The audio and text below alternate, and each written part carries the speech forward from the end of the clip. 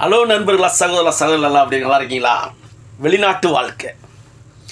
வெளிநாடு வந்தால் 2 வருஷத்தில் வீடும் கட்டிடலாம், கல்யாணம் பண்ணி செட்டில் ஆடலாம்னு சொன்னாங்க. அதை நம்பி வந்தோம். இன்றைக்கி வருஷம் கணக்கில் ஆச்சு. எத்தனை வருஷம் போனதுன்னு நமக்கே தெரியல. வாழ்க்கையில் சம்பாதிக்கும் போது, முதல் கட்டம் சம்பாதிக்கும் போது அதை நம்மளுடைய தாய் தகப்பன் சரியாக அந்த காசை செட்டில் பண்ணிடணும். பிள்ளைங்களுக்கு நம்ம சம்பாதிக்கிற காசை நம்ம கரெக்டாக சேஃப்டி பண்ணி வீட்டுக்கு அனுப்பணும். அதை வீட்டுக்கு அனுப்பும் போது நம்மளுடைய பெற்றோர்கள் சரியான வழியில் அதை சரியான நடைமுறைப்படுத்தினாங்கன்னா, கையாளினாங்கன்னா செட்டில் ஆடலாம் வாழ்க்கையில் ஒரு 4 வருஷம் 5 வருஷத்தில்.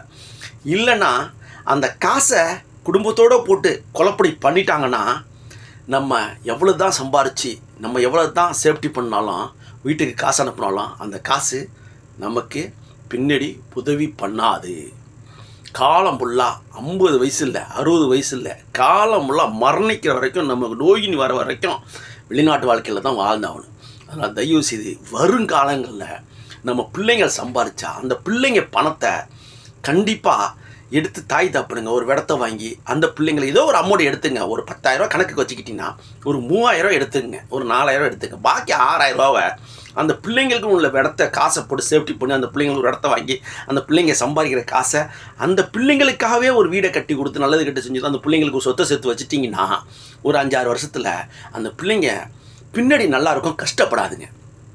நீங்கள் புள்ள தான் அனுப்புது, பெத்த புள்ளது நம்ம புள்ள தானே சொல்லி நீங்கள் அந்த காசை உரிமையோடு எடுத்து நீங்கள் செலவு பண்ணிட்டீங்கன்னா அந்த பிள்ளை பின்னாடி அதுக்கப்புறம் அந்த பிள்ளைங்களுக்கு கல்யாணம் கட்டுறதுக்கோ, அந்த பிள்ளைங்க கல்யாணம் பண்ணி அந்த பிள்ளைங்க குடும்பம் பண்ணுறதுக்கோ, குடும்பம் ஓட்டுறதுக்கோ, பிள்ளைங்களுக்கோ காலத்தை ஓட்ட ரொம்ப கஷ்டப்படும். அதனால் தயவு செய்து பெற்றோர்கள் பிள்ளைங்க சம்பாதிக்கிற காசை தெளிவாக கணக்கு பண்ணி சேஃப்டி பண்ணி கொடுத்துருங்க. அதுதான் நல்லது. பிள்ளைங்களும் கஷ்டப்படாமல் இருக்கும். கடந்த காலங்களில் நம்ம சம்பாதிச்சிருப்போம், தாய் தப்ப நம்ம காசை பிள்ளைங்க காசு தானே எடுத்து செலவு பண்ணியிருப்பாங்க சேஃப்டி பண்ணாமல். அது எவ்வளவு பாதிப்பு தெரியுமாங்க, கஷ்டம் தெரியுமாங்க. அது எல்லோருக்கும் புரியாது. அது அந்த உழைச்சி வெளிநாட்டில் இருந்து எல்லா உறவுகளையும் விட்டு கடல் தாண்டி உழைச்சி சாப்பாட்டில் மிச்சம் பண்ணி ரொட்டியும் குப்பூசுங்கிற இதையும் திண்டு காலத்தை ஓட்டி சேஃப்டி பண்ணுறோம்ல, அனுப்பி வைக்கிறோம்ல, அவங்களுக்கு தான் தெரியும் அந்த வழி. புரிஞ்சிங்க. சிந்திப்போம், செயல்படுவோம். பெற்றோர்கள் கொஞ்சம் உஷாராக பிள்ளைங்களுடைய காசை சரியான வழியில் செலவு பண்ணுங்கள். பாய்.